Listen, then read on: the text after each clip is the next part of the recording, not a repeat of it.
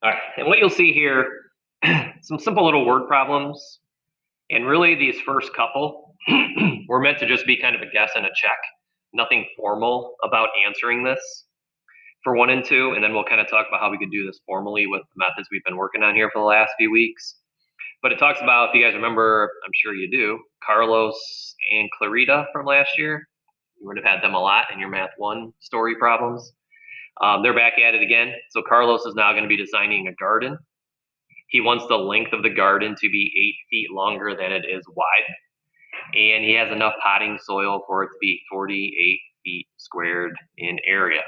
So what that simply means, if he's going to make a garden, he wants it to be longer than it is wide. So what you're really just kind of thinking of, let's say for whatever reason he picks a 1 right here.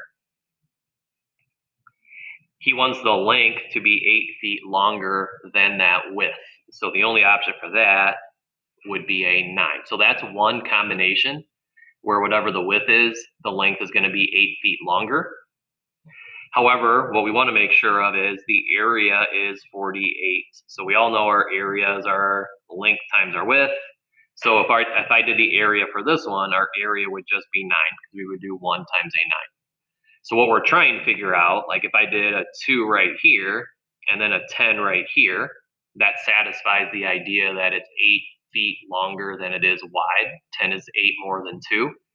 But if we found that area, it's just 20. So all you're going to do real quick, what dimensions work here? So find two numbers that would satisfy those two conditions, that when you multiply them together, they're going to give you this 48. But whatever you put right here, this needs to be 8 bigger. And see if we can come up with that. If you get that one real quick before we even have a chance to talk about it, number 2 is very similar. Whatever we are going to make for Clarita's garden, let's say this is a 1, then she wants it to be 13 feet longer, so this would have to be 14.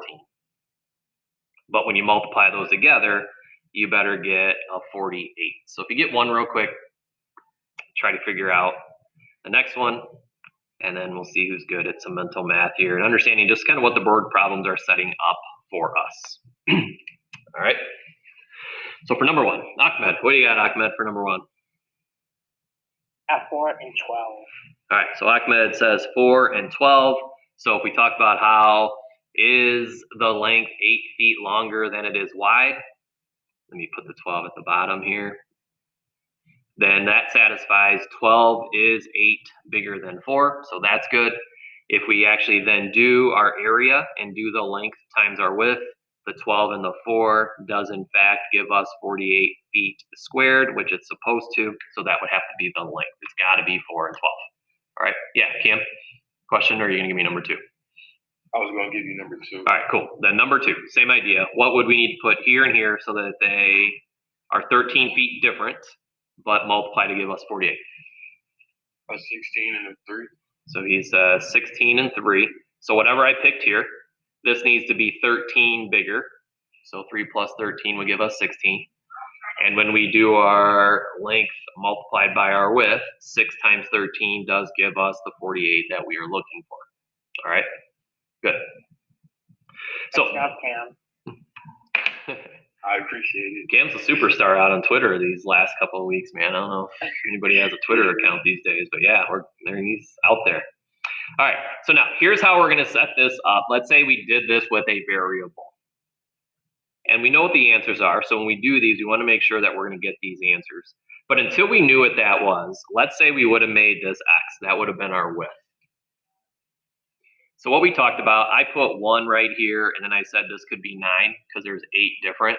If I would have put a 2 right here, then this had to have been 10 because it needs to be 8 more.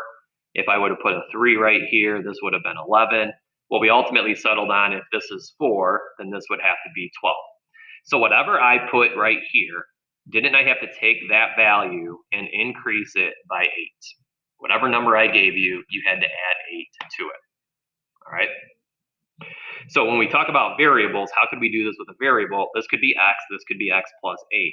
If I would have chosen a variable down here, Similarly, we would have put this as x, and if the other one is 13 feet longer, I would have taken whatever that initial value was, and like Cam did, he had to add an additional 13 to that. All right, that's how this would look if we had to use variables. If it's not nice, if they're bigger, and we can't do the guessing and checking. Now think about our formula here. I would take my area, and I'm going to multiply by my length and my width. Well, don't we know what our area was? Our area was this 48 right here. So I could actually cross this out and put 48. And then I know what my length is as well. So my length is going to be this x plus 8. And I know what my width is, it's going to be x. So I would now multiply those two guys together. So I would now want to do a product of x times x plus and 8. If we distribute that real quick, so we get x squared plus 8x, so x, x times 8. This starts to look like what we have been doing here, whether that's quadratic formula, factoring, the square root stuff. What we ultimately want to have happen though, we always want these to be set equal to 0. So if we come down here, that's what this is setting up. We now have 3 different ways that we can solve quadratic equations as long as they're in this standard form. So remember what standard form is. We have our squared term, and then we have the x to the first term, and then we have our constant, and we want it to be set equal to 0. So what I would do up here in this step, I'm going to subtract 48 from both sides. So subtract 48 on this side. These would cancel. We get that 0. The x squared I drop. The 8x I drop. And I now have a negative 48. So that's how we could turn that into an equation and solve. Okay? By just multiplying those things out, setting it equal to 0. If you now go down to problem number 1, you're going to see this problem right here. This whole 8x squared, plus 8x minus a 48. That's this here. That's the setup for number 1. If we actually didn't just do guessing and checking and kind of go out and figure out what these answers are. So we know what this answer should be. All right. But what I'm going to have you do, and we'll see how far we get. This might be the only one we get done today. I want you to solve this using all 3 of our methods. All right. The first method we used, and it says if it's reasonable, if it's possible. The first method we use, which is to me the nicest method, is the quickest method, is by factoring. The problem is not all of them factor, but if something factors, that is probably the easiest method for us to solve. So factoring that's when we did all those area models, and we knew like the only way I'm going to be able to get an x squared when I did those areas is with an x times an x. So those were our first terms. And then what you then had to do was find numbers that multiply to be a negative 48, but at the same time, they need to add to be a positive 8. So we just kind of did those little factor games, trying to figure out what combinations of numbers would work. And because we can do this, this can factor. So the 2 numbers that would multiply to be a negative 48, but add up to be a positive 8 would have been a positive 12 and my pen will work, a negative 4. Let me get another one. So we're going to turn this into an x minus a 4. And then what we did, since this is now set equal to the 0, remember how I would then ask you, all right, well, what x value would make that equal to a 0?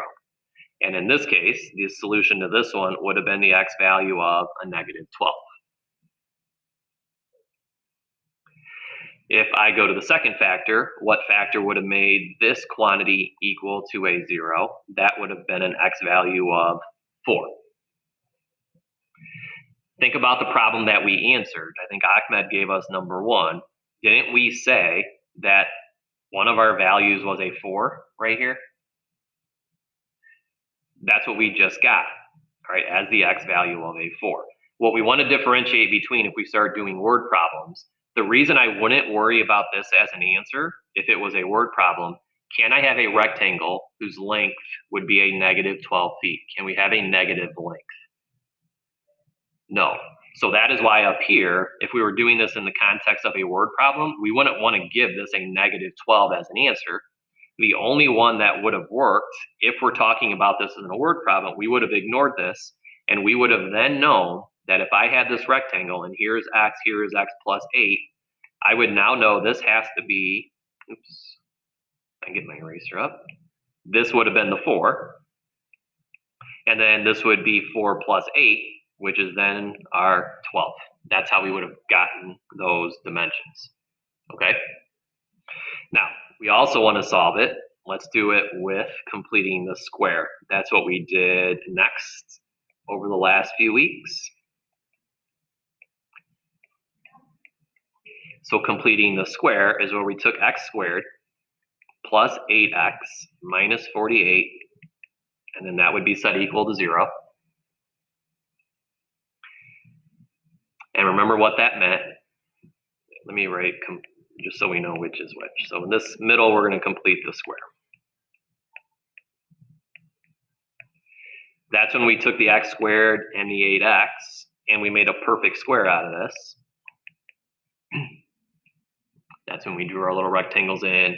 We had 8 x's total, so we would put 4 x's in the corners. So if there's 4 and 4, those multiplied together would have given us a positive 16.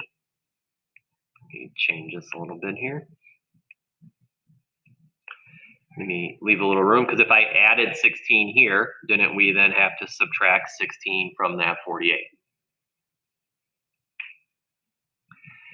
What that then allows us to do is do x plus 4 times x plus 4. So that becomes an x plus 4 squared. And then when we now combine these, the negative 48 and the negative 16 gives us a negative 64. And then that would equal our 0. Now, the way we solve these, this is our last quiz last Monday. We want to isolate this squared term. We want to get this all by itself. So this is when we went ahead and added the 64 to the other side, so that those are going to cancel. We then have this x plus 4 squared all by itself, and it now equals a 64. The reason we isolate that is that we can then get rid of our squared term. The way we get rid of squared terms are with square roots. So we would then go ahead, take the square root of both sides, giving us x plus 4 on the left. And then the thing you have to be careful of, and some of us made this mistake on that quiz, it should give us a positive and a negative 8. Those are both numbers I could square to get a 64. Then we solve our two equations. Oh, well, let's subtract 4 over first. So what we end up with is x equals a positive or a negative 8, and then minus that 4. All right, so all I did is I took this positive negative 8, that's here, and then we subtract 4 from it. So the way we get our two answers with this is we do x equals, consider that a positive 8 minus a 4, and a negative 8 minus a 4. Look at the two answers we get. Doesn't this give us the 4 that we also got over here? And if I did a negative 8 minus 4, doesn't that give us the negative 12 that we also got doing it by factoring? All right. Now, the reason factoring is nicer, though, hopefully, I think we would all agree factoring is nicer. This is done in like 2 steps. So if it factors, that's really the route we want to take. If it doesn't factor, then we may have to go through this, but you certainly would rather factor than go through all of this work if you're going to get the exact same answer either way. So either way, we get 4, and then do this, negative 12. All right. So then our third and final way, which is our homework the last couple of nights. We have not quizzed over this yet, but our third way is the quadratic form. I guess we did the little quiz in the end of class one day, but that's the quadratic formula. Okay. So let me create a little space here because I need all of it. So I'm going to come over here.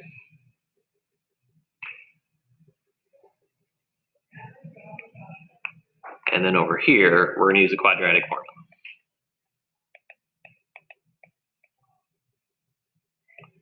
All right, so quadratic formula is a negative b plus minus square root of b squared minus 4ac all over 2a.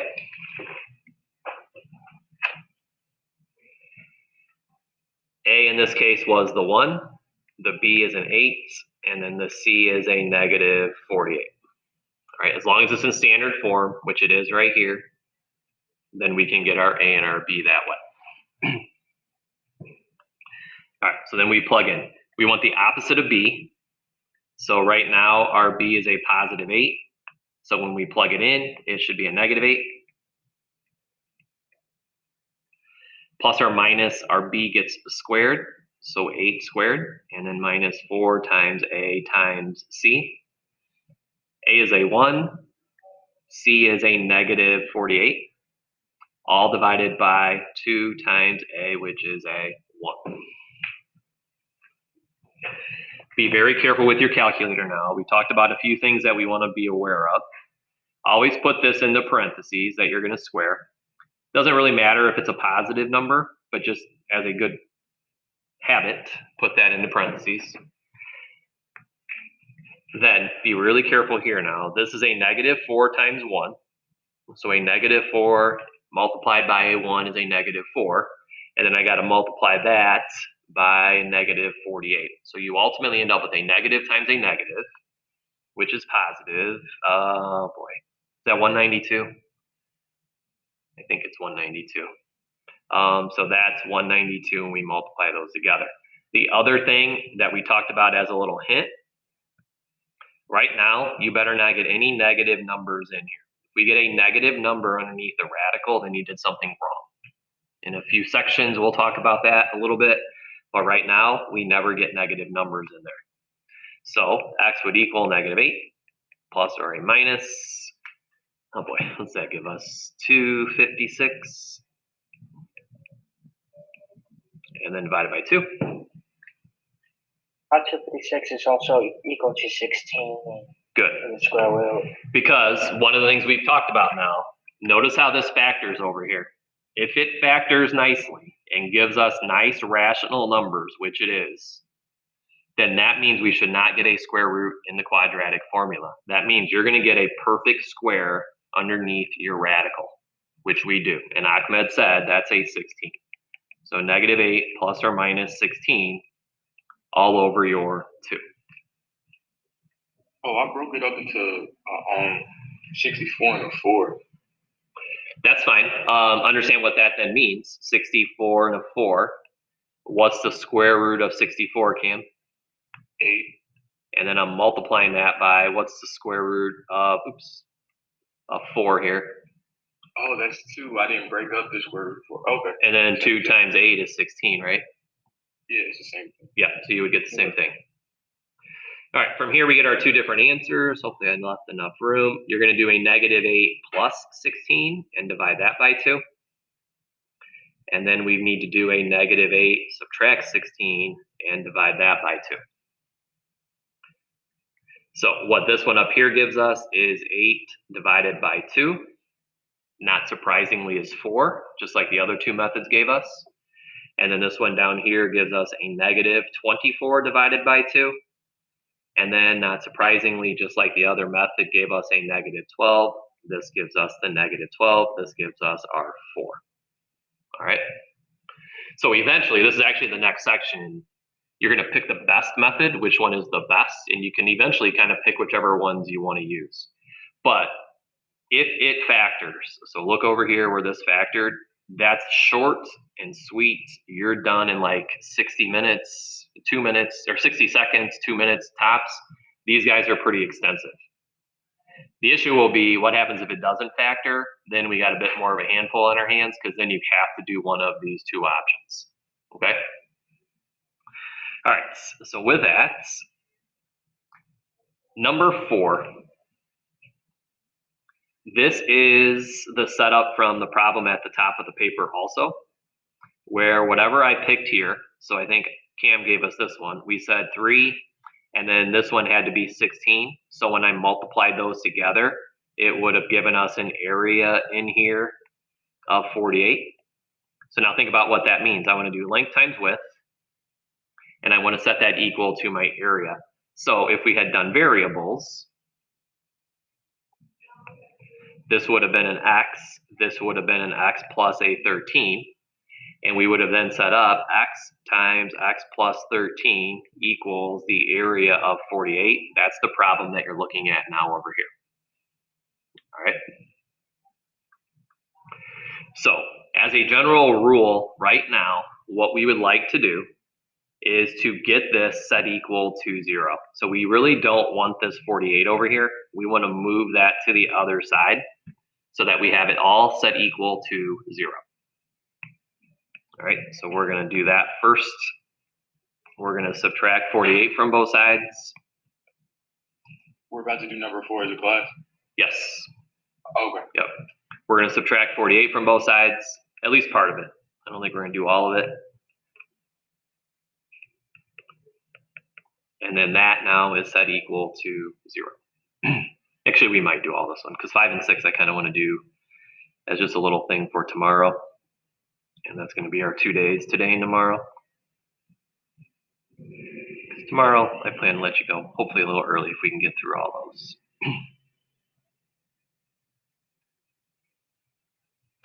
All right, so same idea. Factor this. This should factor. So find the two numbers that would allow us to factor this so that at some point in time when you're given the option, you can do this very quickly and then move on to the next problem here. So numbers that multiply to be a negative 48 and then would add up to be a 13. We kind of already have done it.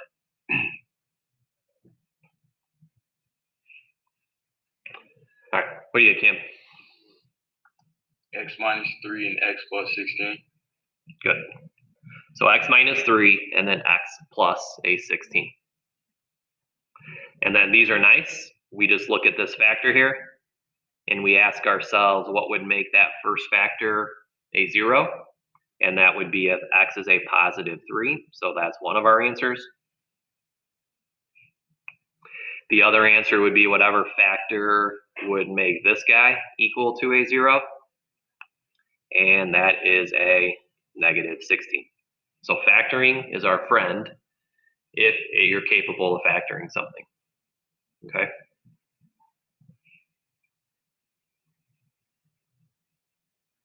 All right. So again, let's do these two. I think that will be it for the day. Complete the square.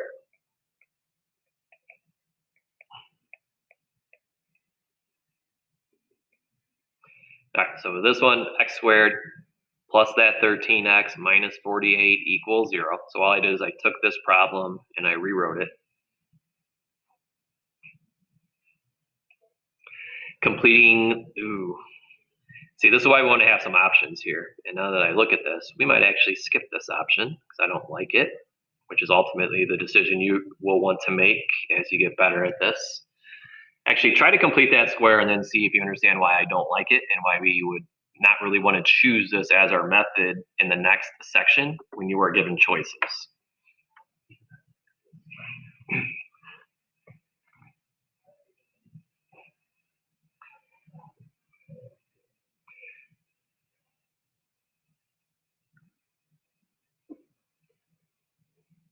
Not that it's awful, but just something should happen in this very next step that would be like, probably not our best bet, not something we'd like to do.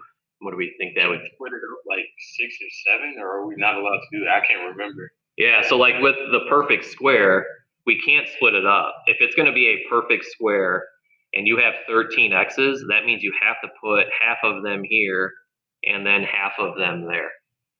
Have to. And otherwise it's not a square, right? This length has to be this length. So if I make this a 7 and this a 6, isn't it now a rectangle? It's not a square.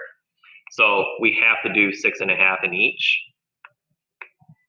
And that in and of itself is why I would be like, I don't want to deal with that. I don't think that's my best method because for the most part, most of us don't like decimals. We don't like having to work with fractions. And the fact that we would now have to work with fractions and decimals means the completing the square option is probably not one we would prefer to use. All right, we all agree with that or understand why we would kind of skip that. All right, since we only have 8 minutes left and that's not the best method, we're going to go ahead and do the quadratic formula to wrap up the day. It's the new thing anyway, so we haven't quizzed on yet, so it's probably better to use our time to do this anyway.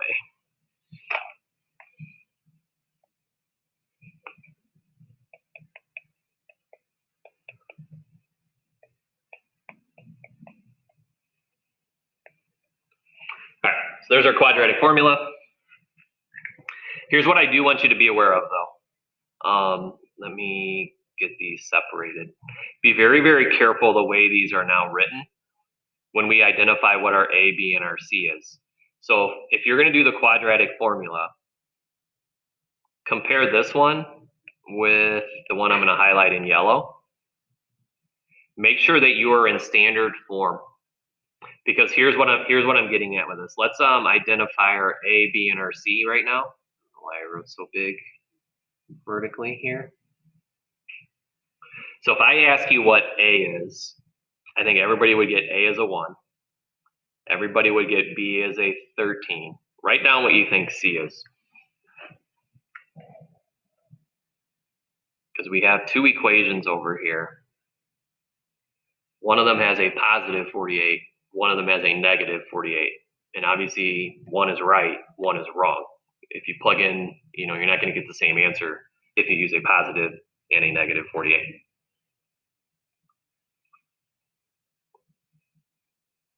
All right, so kind of seeing this up here now again, looking at these 2 equations.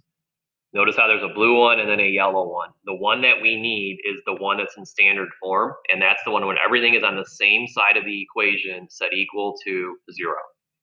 So the one that we want to be using is this yellow one, and that C would be the negative 48. All right, it has to be set equal to the 0. We want them all on the same side. All right, then from there, we can go ahead and plug this in. So go ahead and do that. So we want negative 13. I may need my calculator here real quick. 13 squared. 1, and then our C needs to be a negative 48.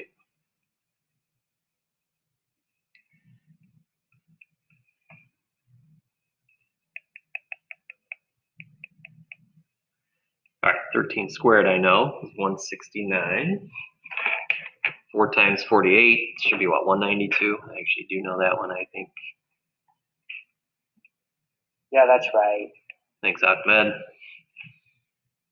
If it helps too, you also could do 48 times 2, which is 96, and plus that, and then that equals 192. Yeah, I actually did 4 times 50, which is 200, and then knew that each of those 4 was missing 2, so that I subtracted 8 from 200.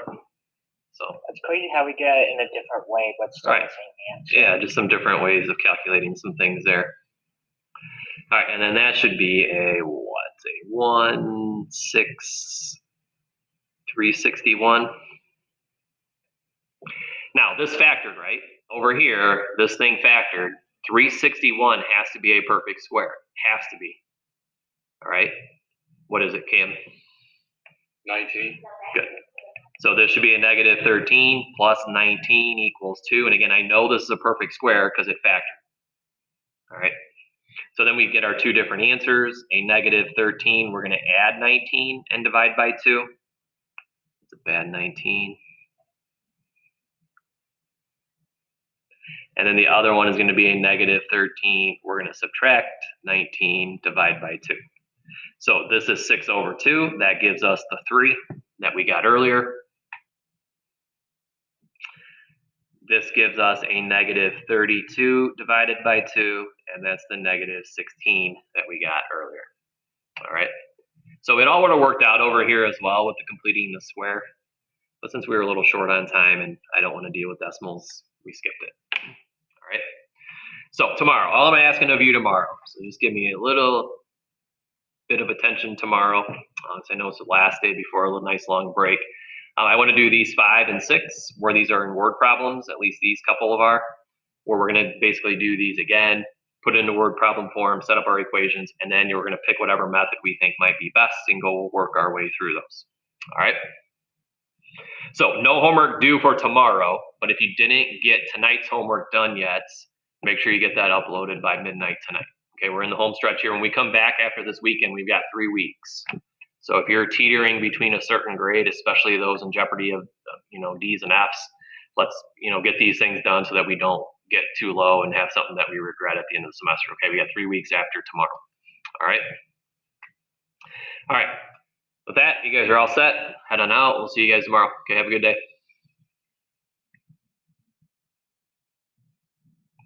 Hey, Mr. Pena, quick question. Yes, sir. So I'm like on the verge of the A. The last quiz that we did, like I think maybe